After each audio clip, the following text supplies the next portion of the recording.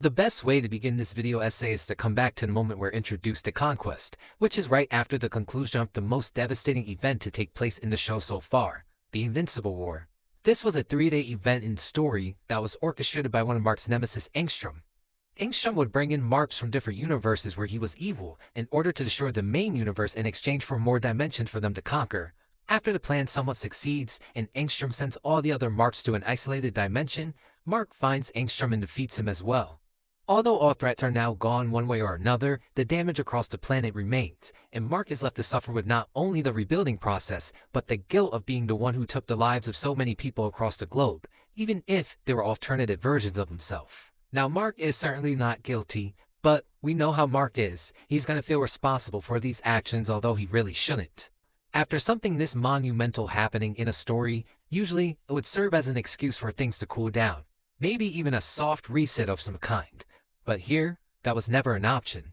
We knew that the Viltrumites had tasked Mark with conquering Earth far before the Invincible War had taken place, and now at the worst possible time, they've come to see his progress. Expecting resistance from Mark judging from his previous encounters with the Empire, the one to check in and take over the planet in case of Mark's negligence or failure was the undefeated warmonger Conquest. I go over this moment again to really reinforce just how unexpected this man's appearance was, because I really do think that plays a big role into establishing how horrifying or hype this could be for the average viewer. The way that Conquest simply floats in the sky above Mark instantly establishes some form of dominance, and him calling Mark a worm only backs this up. From the moment Conquest is introduced, we know from the jump that this is much worse than any kind of enemy Mark has faced, including the alternate versions of himself. Not only this, but we've seen Mark fight Viltrumites before and it's never ended well. It doesn't take a genius for us to know that Conquest is also older than most Viltrumites, only increasing his threat level. This does not seem to be a fight that Mark can win. For me, it's pretty reminiscent of running into a secret boss for the first time in a video game. If I had to be specific, the Moon Presence. If you know, you know. The fight just begins at a moment you really think it shouldn't, and Mark himself even points out that there couldn't be a worse time for this man to appear. Despite this, he's more than welcome to the challenge, and the two charge at one another. Now, there is a little bit of an equal back and forth to let us think that Mark was ready for the big boys, but Conquest shows us why he holds such a name and begins to stomp out Mark for 2 issues straight. Even with the help of Oliver and Eve, there's no chance for him to win. Conquest is simply too powerful and bloodthirsty, even for the likes of Mark after everything he's been through. When they're cornered and Conquest believes that he's managed to get rid of Eve for good, Mark decides to drop one of the hardest quotes in media. "I don't care how strong you are. I don't care how fast you are. I can see the future. You don't live to see tomorrow." Although this is my favorite quote from the fight, there are so many more that just go so crazy that you can't help but remember them all. It's pretty easy to have this fight stuck in your head because of all the badass quotes that Mark and Conquest drop in their fight to the death. And these quotes are only reinforced with the amount of effort you see both of these combatants putting out in this fight, especially Mark. You see that every punch he throws past a certain point is probably hurting himself more than it hurts Conquest, but he persists. Even when he can't open his eyes as his entire body's restrained, he persists. Even when he can no longer use his body to fight, he still persists. Through this, we manage to see the difference between Mark and Conquest. No, Mark and all Viltrumites as of now. We see the humanity that drives Mark forward. No matter what's in his way, he'll always fight. Not because he loves doing so or was made to do it like everybody else, but it's because he has people that he must love and protect. There's a certain desperation behind all of Mark's actions because he understands here that if he loses, everybody loses. Mark cares for others more than he cares for himself, and that drives him relentlessly. This is why I've always seen the battle against Conquest as sort of an ending to Mark's initial character arcs. It culminates all of his struggles and growth to that point and uses Conquest to challenge said growth. Had Mark been any weaker here, cared any less about the people around him, or had any less willpower, it would have been over for everybody. And I think this is another reason why Conquest is beloved.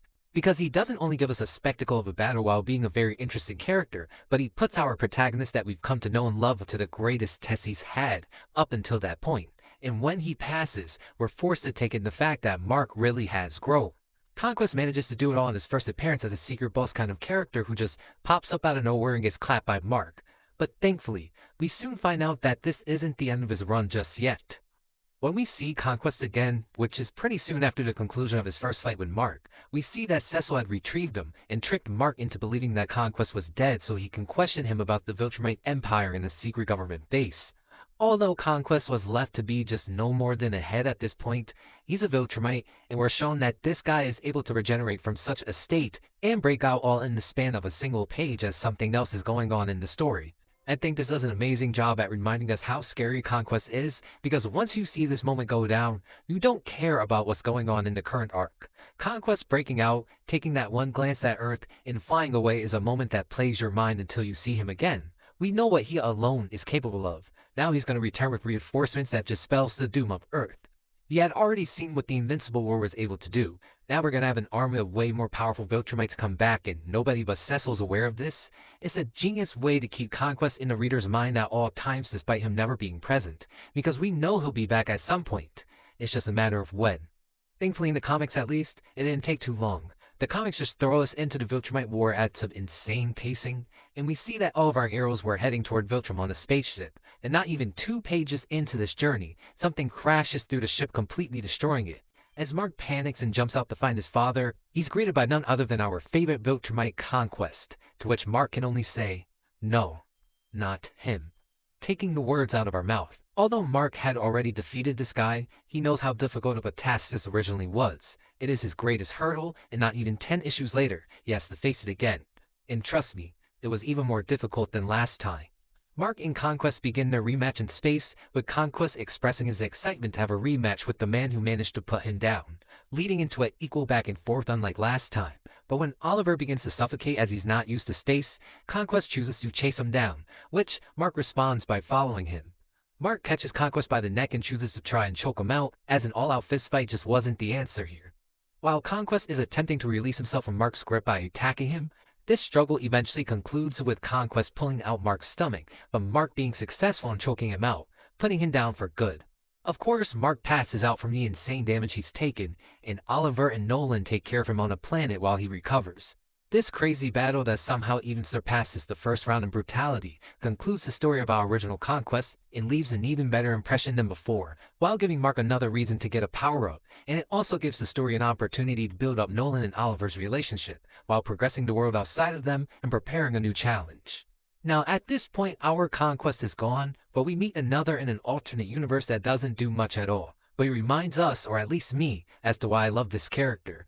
So when Mark comes to this alternate universe, he arrives at a Viltrum Empire, and now Conquest of this alternate universe pulls up to Mark and he's like, "We don't know who you are, tell us who you are, and come with me, and if you resist, there will be consequences.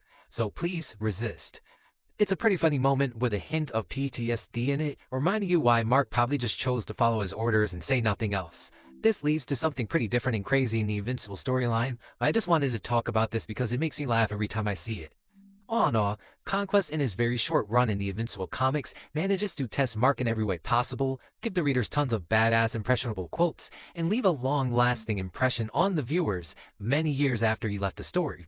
Despite all his appearances serving to just move the story along, I think Conquest is a one-of-a-kind character, and it kind of makes me wish that Invincible was like Marvel or DC, so we can get more of him. But maybe there's some good in his short run, because we're forced to cherish what little we got from him. With that said, share your thoughts on Conquest below, as I want to see what others think of the character, and if you enjoyed the video, don't forget to leave a like and subscribe, and I'll catch you all next one.